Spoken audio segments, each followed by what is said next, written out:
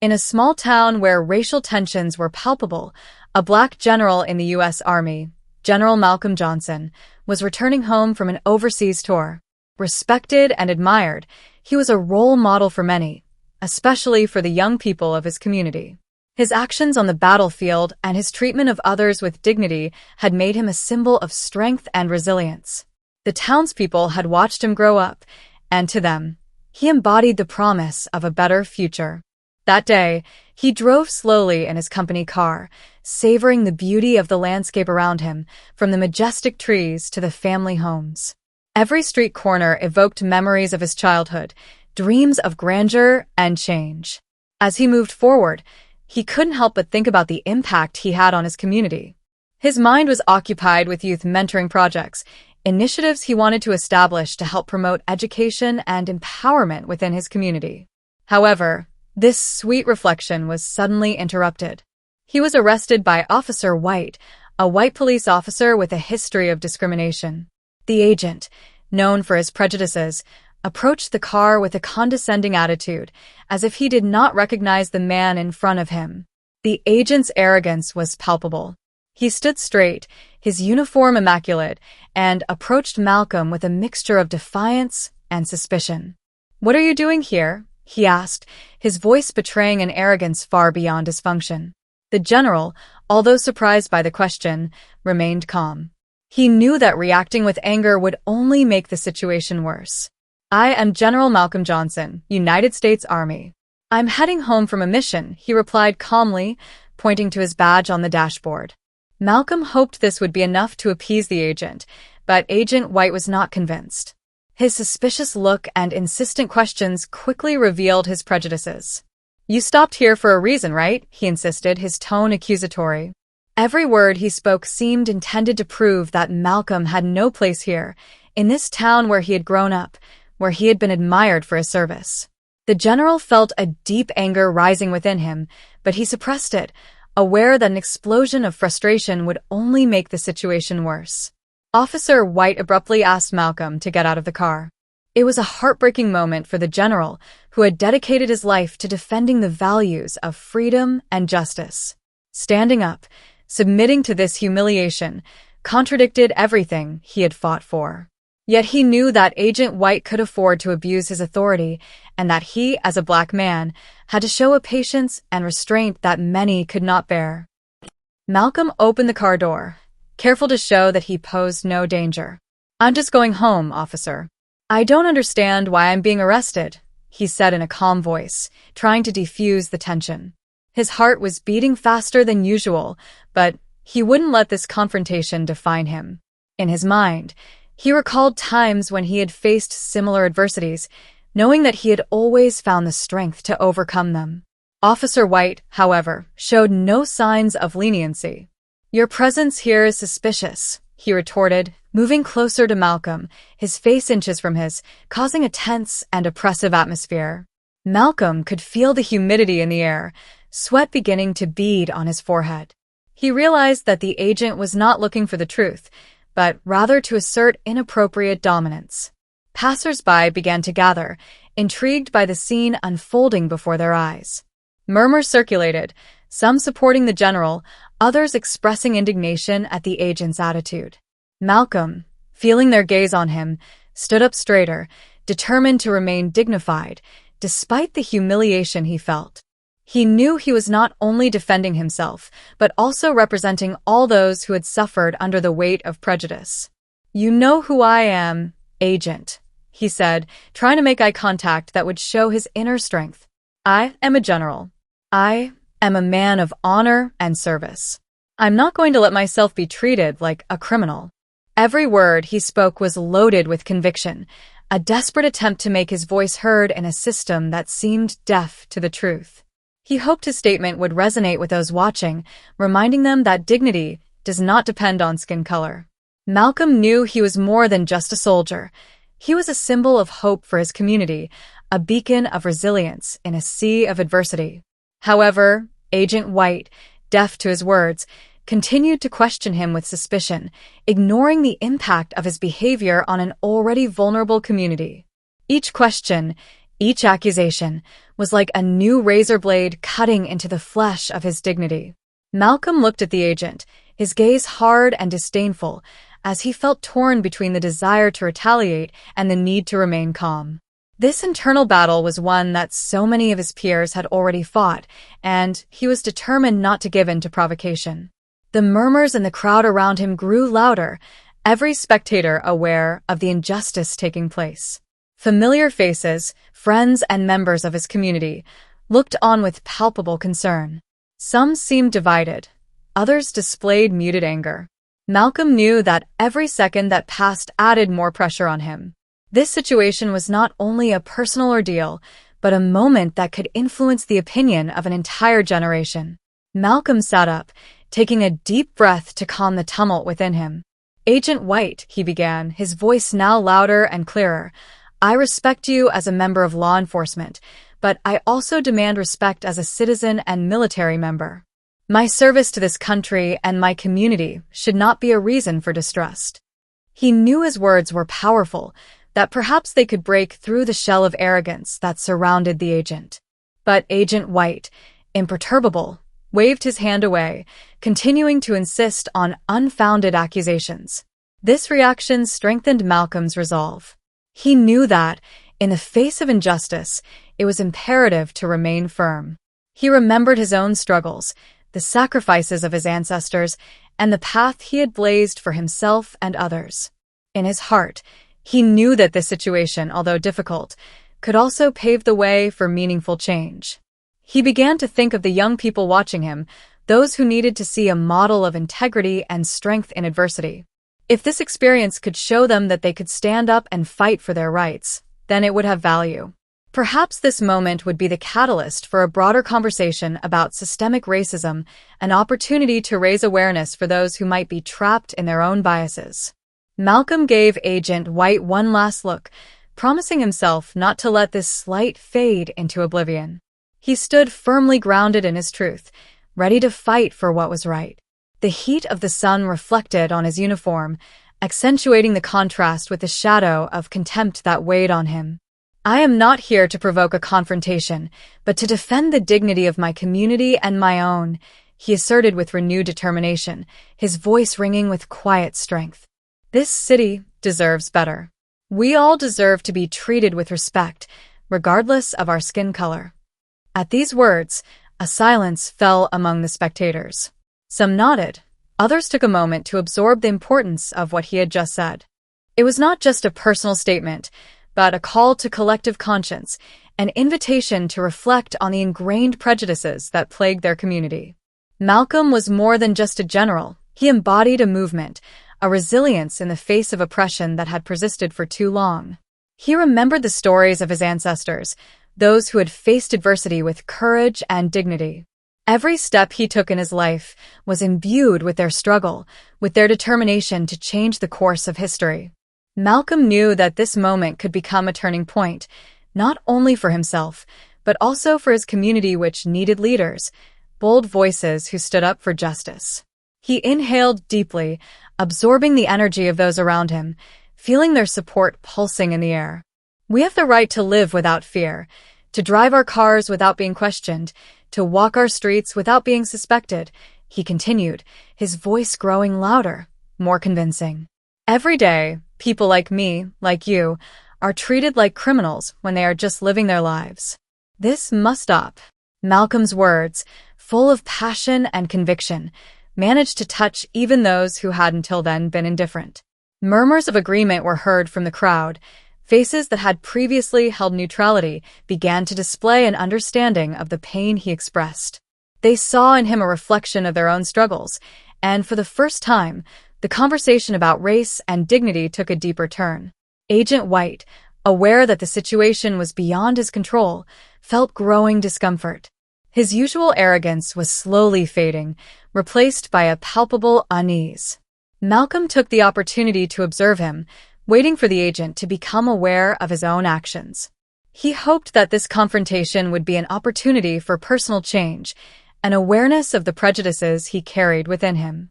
"I am here not only as a soldier, but also as a father, son, and brother," he continued, his voice laced with emotion. Every time I hit the road, I think of my children, my family, my community. I don't want them to have to face this kind of discrimination, this kind of humiliation. We all need a future where the color of our skin is not a barrier, but an asset. The crowd began to applaud, at first shyly, then with increasing fervor. Cries of support and encouragement rose around him, transforming the atmosphere into a moment of collective solidarity. Malcolm knew he had touched something deep, something fundamental, something that could potentially inspire change. It is time that we take a stand, that we unite against injustice, he concludes fervently. We must defend the values that bring us together, that define us. Together, we can make our voices heard. Together, we can transform this city, this nation, into a place where everyone can live freely, without fear or prejudice. As he finished, Malcolm felt a shiver of hope run through the crowd. This moment, this confrontation, was not an end in itself, but the beginning of a collective struggle for justice and equality. In his heart he knew that although the road would be long, he would not walk alone. Agent White, filled with shame, took a step back, his eyes lowering under the weight of the piercing gaze of General Malcolm Johnson and the witnesses gathered around them. The once silent crowd had transformed into a wall of solidarity, and he felt the pressure of this community, which would no longer tolerate his discriminatory behavior. His face red with humiliation, he understood that he had lost control of the situation and, more importantly, that he had lost the respect of those he was supposed to protect. With one last look at the general, who was staring at him with unwavering determination and dignity, Agent White turned away. His arrogance had evaporated, replaced by a painful reality. He was not above the law, nor the values he was supposed to defend. The murmurs of the crowd turned into a surge of discontent, and the sound of their applause echoed in the air, reminding him that he was only one man, fallible and imperfect, facing the strength of a community. United. As he walked away, he felt like a stranger in his own city. The gazes of the locals weighed heavily on his shoulders, and every step he took was imbued with a feeling of defeat. It wasn't just a man's pride that was at stake, but also a question of power and privilege. By fleeing, he knew he was not only fleeing this confrontation, but the reality of a system he had fueled by his actions.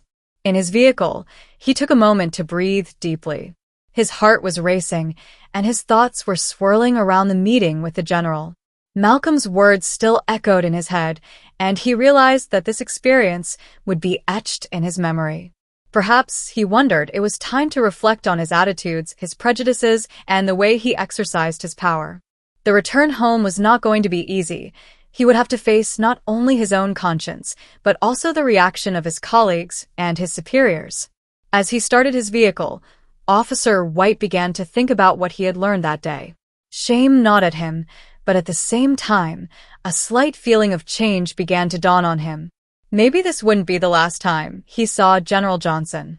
This moment of confrontation could become a learning opportunity, a chance to reevaluate one's prejudices and start rebuilding bridges instead of destroying them. Across the street, Malcolm watched the officer walk away. Although the frustration still overwhelmed him, he felt some relief. What he said had an impact, and perhaps this confrontation would mark the start of a broader dialogue about systemic racism in their city. He stood there, surrounded by those who had supported him, aware that their fight for dignity and respect was only beginning. "We still have a way to go," he whispered to his supporters, "but today we took a step forward." The faces around him lit up, and together they took a moment to celebrate this small victory. General Malcolm Johnson knew that, despite the challenges ahead, they had already planted the seeds of change in the hearts of their community. That day, they had made their voices heard, and it would not go unnoticed. But karma hit back hard. As Agent White walked away that day, the impact of his actions began to reverberate far beyond this confrontation. Members of the community, galvanized by Malcolm's bravery, decided not to let this incident fade into oblivion. They came together to organize a meeting, an assembly where everyone could express their outrage, share their experiences, and demand tangible change. Following this event, stories of abuse of power and discrimination began to emerge. Residents, previously silent out of fear or resignation, began to speak openly about the humiliations they had experienced. They recounted how Officer White had been a symbol of police brutality, how his behavior had impacted their daily lives. The testimonies multiplied, forming a wave of collective anger. This reaction did not escape the attention of the local media. Journalists began covering the story, revealing harrowing stories of injustice and discrimination. The reports painted a damning picture of the citywide situation, sending shockwaves through the community. Officer White's name became synonymous with all that was bad about policing, and the city, waking up, rallied to demand accountability. Peaceful demonstrations multiplied, attracting people from all walks of life. Waving signs and slogans calling for justice echoed through the streets, while General Malcolm Johnson, as the natural leader, spoke at these rallies. His presence inspired confidence and courage in those around him. He spoke of the need to reform police practices, improve officer training, and establish clear accountability measures. Every word he spoke, every story shared, became a cornerstone for building a new reality. Faced with growing pressure, the municipality could no longer ignore the discontent. Political leaders were forced to react. Public meetings were called, and the mayor, sensing the tide was turning, announced the opening of an investigation into the behavior of Officer White and the practices of the police force as a whole. The elect realized that times had changed. It was time for transparency and accountability. Agent White found himself overwhelmed by the consequences of his actions.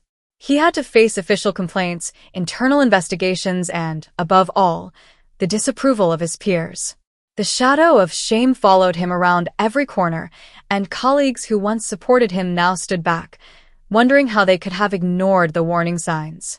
His once promising career was now in jeopardy, and his name was becoming synonymous with abuse. As he observed the tumult that ensued, Agent White began to question his beliefs and behaviors. The gaze of others weighed on him, and he understood that his behavior had consequences that went far beyond his own ego. Karma had struck not only by making him face his mistakes, but by illuminating the need for change throughout the system. As the days passed, the pressure for reform grew stronger and stronger. Malcolm and community members continued to press, determined not to let the matter die. They knew they had a unique opportunity to transform their city, to ensure that injustices would never again be tolerated. Karma had worked, but it wasn't just revenge. It was an opportunity to bring about positive change.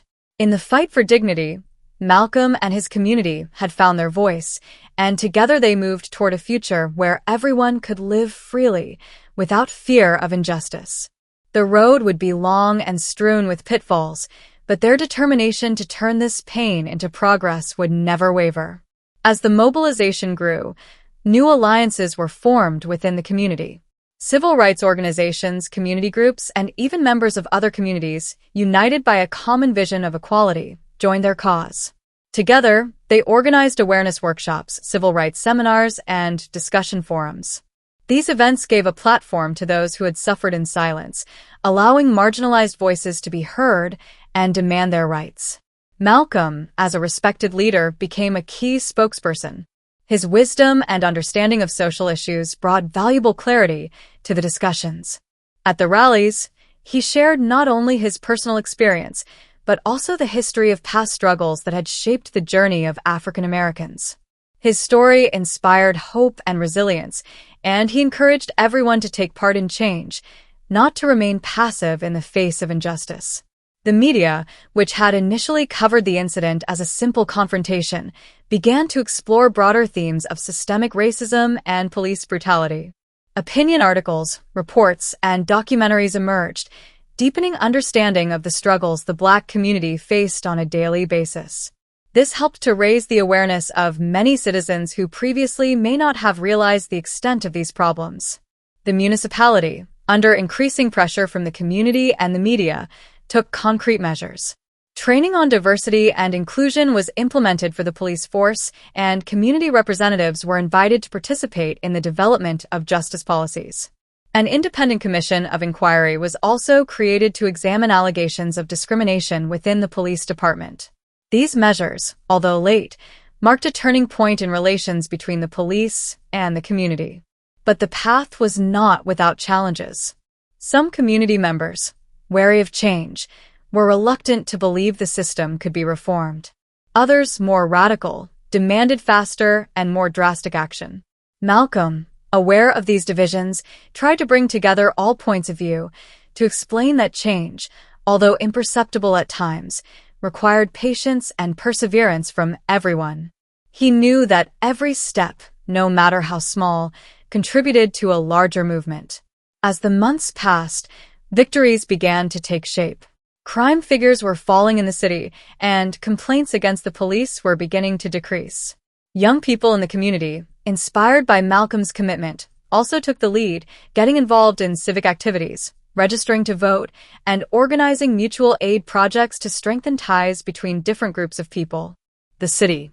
A new generation of activists was emerging, ready to take over and carry the torch of change. Malcolm, both proud and moved to see his community rise up with such strength, understood that their struggle was much more than a personal fight. It was a fight for dignity, for justice, and for a future where every individual would be treated with respect. The path to change would always be strewn with obstacles, but the light they had lit in the darkness could no longer be extinguished. In the end, karma had not only responded to injustice. It had highlighted the community's strengths and weaknesses, paving the way for a collective transformation that Malcolm hoped could inspire other cities across the country. Together they moved forward, united in their determination to build a better world, a world where injustice would be confronted and human dignity would be celebrated.